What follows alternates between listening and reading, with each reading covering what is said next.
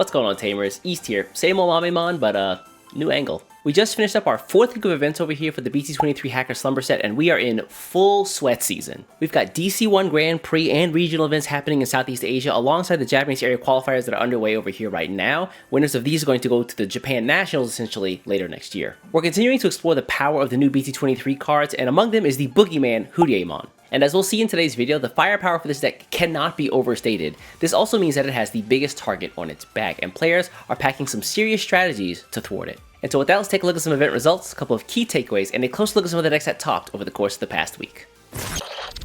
You know, playing card games for years now, it feels like there's a few axioms that no matter what the game is, these kind of just hold true. One of those being that offense always develops faster than defense. Back when I played Shadowverse, same thing would always happen. A new set would drop, people would find like the most offensively busted stuff they could, run with that for a little bit, it'd be super popular, and then over time, the control players would find ways to counter those strategies and the game would slow down. And you know, I think that similar things are happening now in the Digimon card game, where Yugioh might be winning the most events, but it is struggling to take the biggest events. During the BT23 set's time, we've had about 7 area qualifiers here in Japan happening within the past 2 weeks or so, and of those events, only one of them was won by Yugioh. Instead, you've got decks like Bagara Army, Myotismon, and Gallantmon taking first place spots instead. That news might come as a surprise to some of you folks out there listening, but if you don't want to miss any Yugioh toppling news, then don't forget to subscribe to the channel for more Digimon card game content shuffled directly into your YouTube feed. And also, I just want to put this out there because I feel like if I don't say it, it's going to be in the comments somewhere, and that is, this doesn't mean that Yugioh as a deck is bad, it just means that I gotta be very careful with my words here,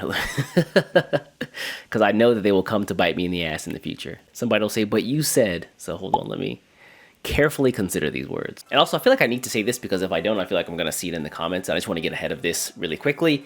And that is, this doesn't mean that Yugioh is a bad deck. It just means that there are other good, viable, competitive strategies that are out there. Speaking of good choices and also continuing its performance from past weeks is also Jesmon. Although taking a look at this week's events, it feels like this was the first time I'd seen from Japan like Jesmon focused lists doing really well, rather than, you know, the Ganku plus Jesmon I've seen in the past. Another deck that I think has also caught a lot of attention recently has been the alternative build for Mastimon utilizing the K-Tamer from the BT23 set. Instead of running the basic Anjouwomon, Lady Devimon, Mireille package, it opts to reuse the Dark Animal engine with some new tools. And definitely stay tuned because we'll take a look at this and more in today's video as well.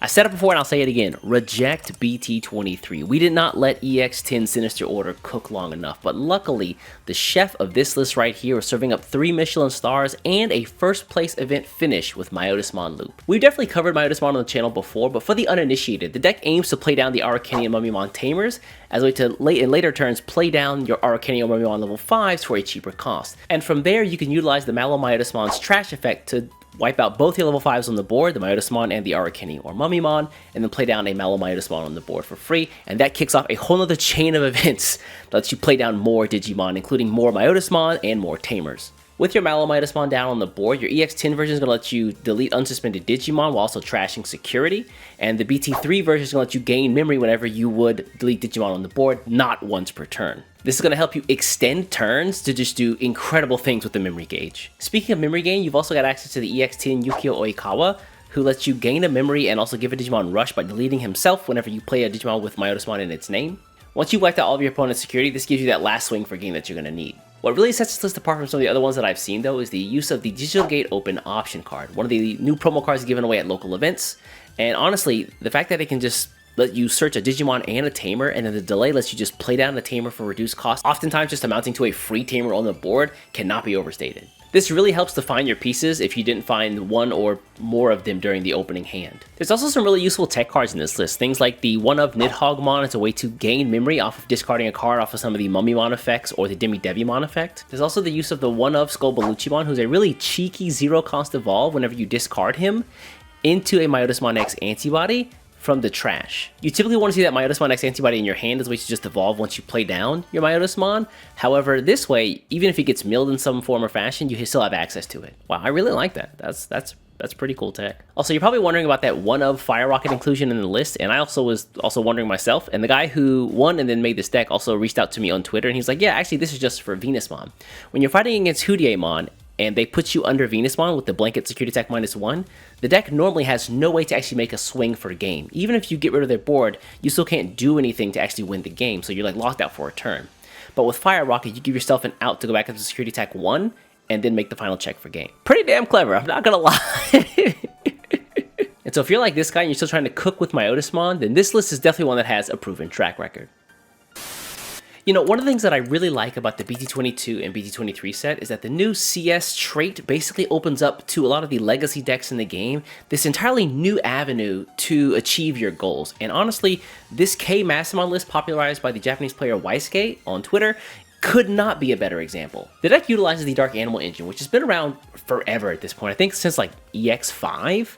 And it gains memory off of trashing cards and playing Digimon by effects, utilizing cards like the Goblimon, the Labramon, Dobermon X Antibody, and the Cerberusmon X Antibody. The game plan for these cards is pretty much largely the same, where you want to get to a Cerberusmon X Antibody level 5 in order to play a second stack. The kicker here is that when you play down that second level 3, you want to actually make sure it's the BT19 Impmon as a way to play down a Tamer from his own play effect. So basically, create the stack, play an Impmon, play a K-Tamer. From there, you can build up your second stack to a level 4, passing the memory over to 1, and then at the end of the turn, you can use the K-Tamer's effect to delete himself and then evolve into a Skullbaluchimon, who will give you 1 memory back for trading one of your security. This will allow you to keep turn and also keep building. And with the Cerberusmon X and the Skullbaluchimon on board, you now have a purple and a yellow level 5 Digimon, which you can DNA Digivolve into Mastimon. She'll let you play out level 5 from your hand or trash for free, while also Ragnarok slingshotting both players' security down to 3. And once you get that first Mastimon set up, you can pretty much do everything I mentioned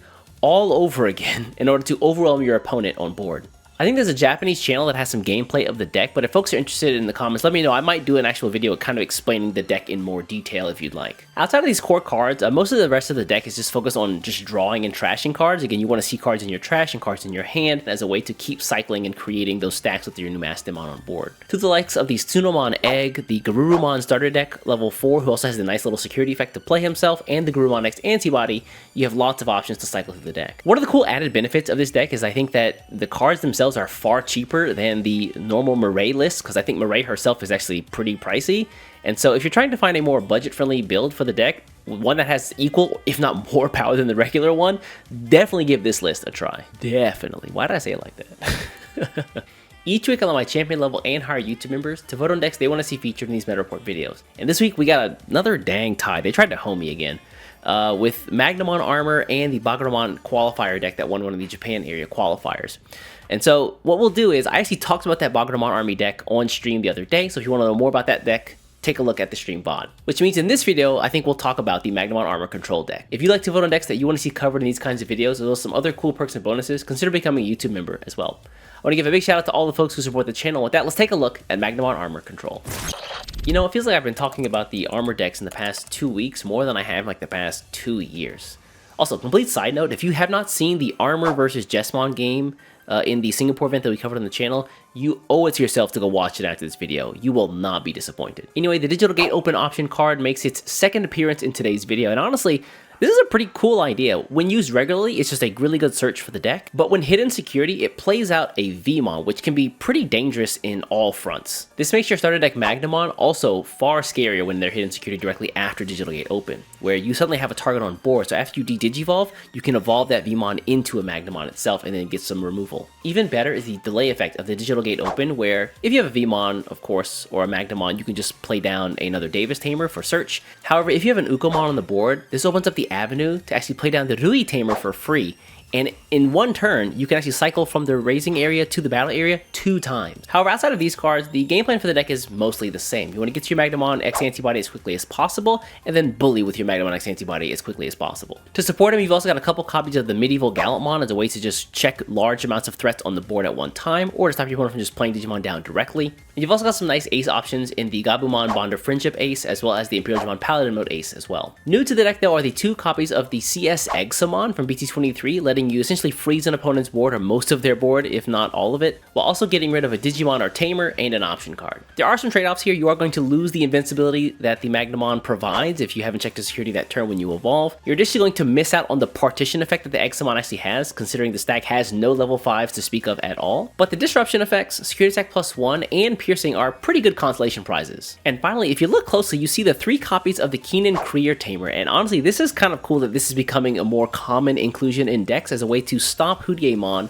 from swinging and losing their turn as soon as they go down and play that second Digimon from his effect. What's really cool is that not only does it work against decks like Yugioh, who specifically play down Digimon by effects, but also it works well when Digital Gate Open is checked in security as well. So if you've been itching to put up the Magnamon wall again and make Yugioh pay for it, well, this list is a good start. And with that, we're gonna wrap up the Week 4 BT23 meta report over here in Asia, and man, what an interesting time we're in, where I knew Yugioh out the gate was gonna be an issue, but it feels like players have really stepped up and tried to address the challenge, and they're doing such a good job at it. Like the Keenan Krier tech, like the Tax Royal Knights crazy stuff. You've also got, like, I think in the Bristol Regionals last weekend, they won with like a control version of Yugioh, which is super interesting.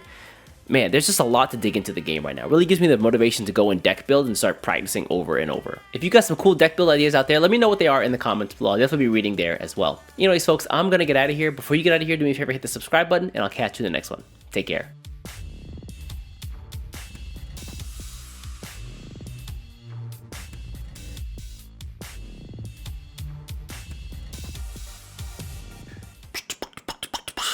Why did I do that? That was weird. That was,